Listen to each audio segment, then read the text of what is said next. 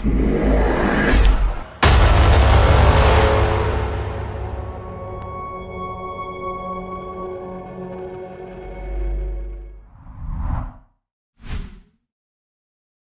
And welcome to our channel. मेरा नाम है सूरज और मैं डिस्कशन करने वाला हूँ नीतीश के साथ हिंदुइज्म के टॉपिक पे। नमस्कार, ओम नमः शिवाय। तो बेसिकली ये जो मैंने एक क्वेश्चंस की लिस्ट बनाई है वो मैंने इंटरनेट से सर्च की है, मेरे पर्सनल क्वेश्चंस नहीं है, क्योंकि हिंदुइज्म में मैं भी खुद बहुत फॉलो करता हूँ। मुझे नहीं लगता मेरी जनरेशन के लोग मेरी इतना फॉलो करते हैं आजकल, क्योंकि जैसे मैंने सोशल मीडिया पे देखा है लोगों को, खुद हिंदुओं के लोग मेरी पोस्ट पे ऐसे ऐसे कमेंट करते हैं जैसे उनको बिलीव नहीं होता है। वो खुद को नास्तिक बोलते हैं कुछ लोग, तो वो हर चीज़ का प्रूफ मांगते हैं लोगों से। क्लैरिफिकेशन उनको चाहिए होता है साइंटिफिकली, तभी वो लोग उस चीज़ पे विश्वास रखते हैं। और ये चीज़ मुझे लगता है कि गलत है। जो हमारे धार्मिक किताबों में चीज़ें लिखी गई है तो हमें उसको एज इट इज़ एक्सेप्ट करना चाहिए, ना कि उस पर हमें क्वेश्चंस करने चाहिए।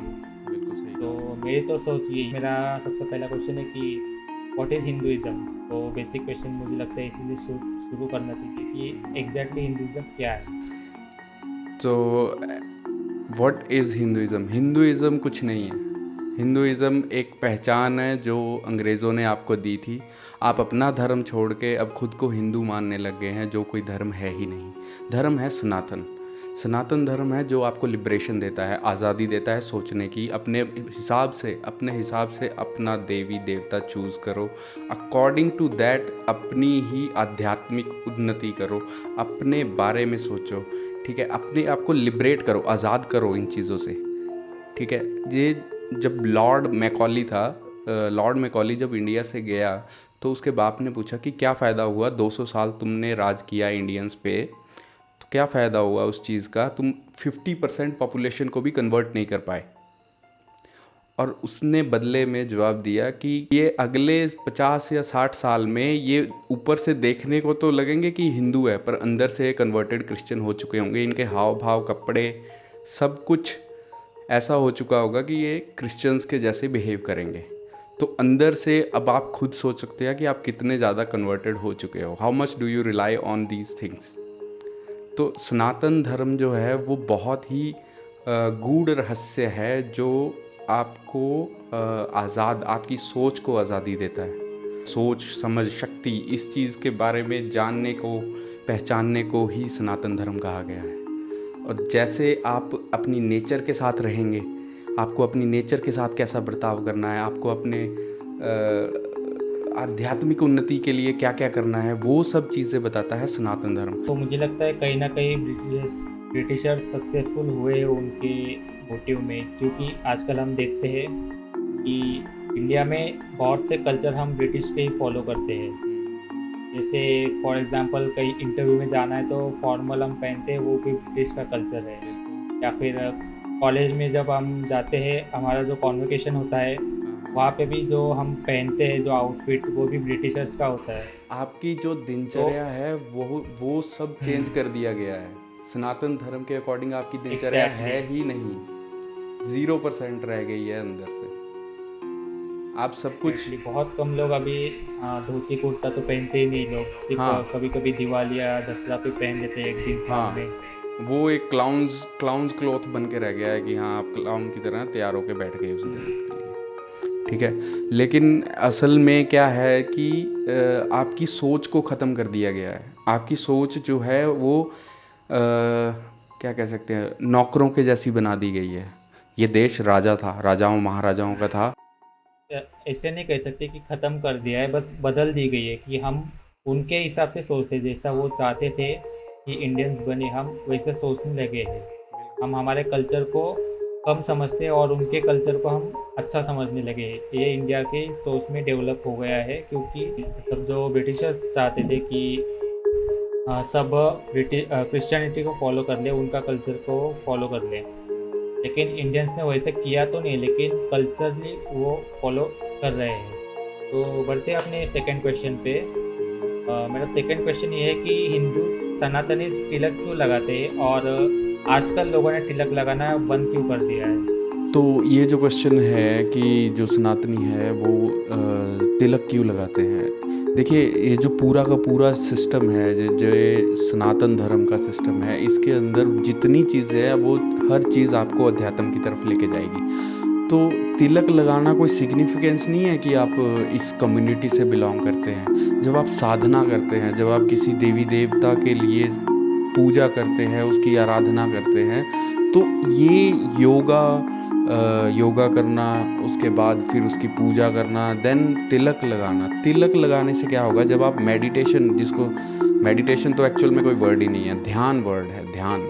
जब आप ध्यान लगाएंगे तो आपका पेलिनियल ग्लैंड जो है वो एक्टिव होगा, और उसको एक्टिव करने के लिए जो इजीली एक्टिव हो सकता है, जब आप चंदन का तिलक लगाएंगे या कोई भी तिलक होता है वो पानी में भिगो के या गीला करके लगाया जाता है। क्यों? क्योंकि जब आप गीला करोगे उसको और जब वो आपके माथे पे लग जाएगा, आपकी बॉडी की हीट से वो सूखना शुरू होगा, और जब वो तिलक सूखना शुरू होगा तो आपका जो यहाँ की माथे की जो मांसपेशी है वो खिंचनी शुरू होंगी सेंटर पॉइंट की तरफ पे, और वहीं पे आपका पेलिनियल ग्लैंड है, जो कि आपकी थर्ड आई, जिसको सेंसेशंस के साथ, सिक्स्थ सेंस के साथ जोड़ा जाता है, वो बहुत जल्दी एक्टिव करने के लिए ये किया जाता है। इस चीज़ के पीछे लॉजिक ये है, जो मैंने खुद ट्राई किया है, खुद इस चीज़ को मैंने देखा है कि जब आप तिलक लगाते हैं तो आपको ध्यान लगाने में बहुत ज़्यादा एकाग्रता महसूस हो। एक और इंटरेस्टिंग बात मैं तिलक के बारे में बताना चाहूँगा कि अगर आपने तिलक लगा रखा है तो आपको इजीली कोई भी हिप्नोटाइज नहीं कर पाएगा। लोग क्यों हट चुके हैं? क्योंकि उनको अब ये चीज़ें, देवी देवताओं की आराधना करना या खुद के लिए कुछ करना, वो बंद कर चुके हैं। हम मटेरियलिस्टिक चीज़ों में अपनी खुशियाँ ढूंढ रहे हैं, जो कभी नहीं मिलेगी, क्योंकि मटेरियलिस्टिक चीज़ें एक ना एक दिन ख़त्म हो जाएंगी। आपको मान लीजिए किसी चीज़ की चाह है, किसी चीज़ को आप चाहते हो, तो अगर जिस दिन वो आपको मिल जाएगी, उस दिन के बाद आपकी उसके लिए चाहत ख़त्म हो जाएगी। मटेरियलिस्टिक होने के बजाय अगर हम आध्यात्मिक लाइन में जाएंगे, इन चीज़ों को समझेंगे, क्या धर्म क्या चीज़ है, ये एक्चुअल है क्या है, ये बहुत गूढ़ रहस्य है, और ये उसी टाइम पे ये बहुत ही आसान भी है। अगर आपको कोई थोड़ा और जानना है इस चीज़ के बारे में तो आप इसमें वीडियो में कमेंट कर सकते हैं। तो देखिए, अगर आपको ये टॉपिक अच्छा लग रहा है तो वीडियो को लाइक कीजिए और चैनल को सब्सक्राइब कीजिए।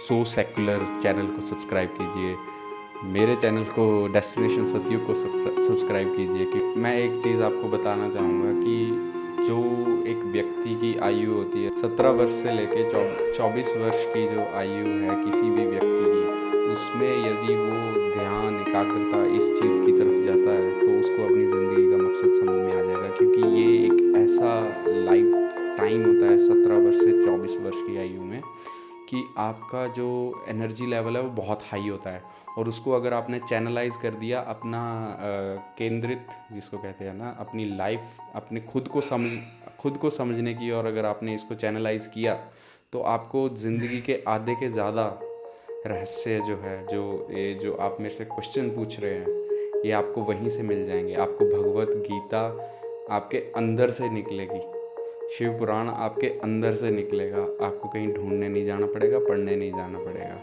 क्योंकि आप सत्य के मार्ग पे होंगे, और सत्य के मार्ग पे सभी जो धर्म ग्रंथ है अपने आप अंदर से उजागरित होते हैं।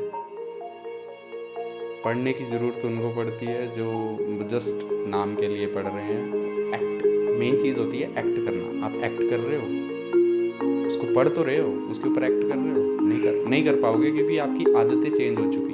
और अब तो इतना टाइम भी नहीं मिलता है लोगों को एक्ट करने के लिए, क्योंकि जो 17 से 24 साल की उम्र के जो अब लोग होते हैं वो अपने लाइफ में इतना बिजी होते हैं कि स्कूल या हो गया, कॉलेज हो गया, फिर असाइनमेंट हो गई, तो और कुछ लोग तो जॉब भी करते हैं। जॉब के अलावा उनका एंटरटेनमेंट भी होता है, गेम्स खेलते हैं, पबजी खेलते हैं, तो अपनी लाइफ में इतना बिजी हो गए लोग, तो इन सब चीज़ों के बारे में देखने को टाइम ही नहीं मिलता किसी। वही है ना, मैं बता रहा हूँ कि आपको मटेरियलिस्टिक दुनिया की तरफ मोड़ दिया गया है। आपको सबकॉन्शियसली तो आपको कुछ भी नहीं पता लग पा रहा है कि हो क्या रहा है हमारे साथ। आप वो कर रहे हो जो आपको दिखाया जा रहा है। आपकी स्कूलिंग की गई है, आप ये बात समझिए कि आपकी स्कूलिंग की गई है। स्कूल करना किसी को, यानी कि उसकी इन्फॉर्मेशन को ख़त्म करना है। ठीक है, तो नीतीश जी आपके साथ बात करके बहुत अच्छा लगा, और फ्यूचर में भी हम ऐसे सेशन करेंगे। और व्यूअर्स, आपको अगर वीडियो पसंद आ गई, आपको कुछ डाउट है, कुछ सवाल है, आप कमेंट में पूछ सकते हो। तो चलो, इस वीडियो के लिए बस इतना ही। लाइक करो, कमेंट करो, और दोनों चैनल को सब्सक्राइब करो। जी। हरिओम तत्सत।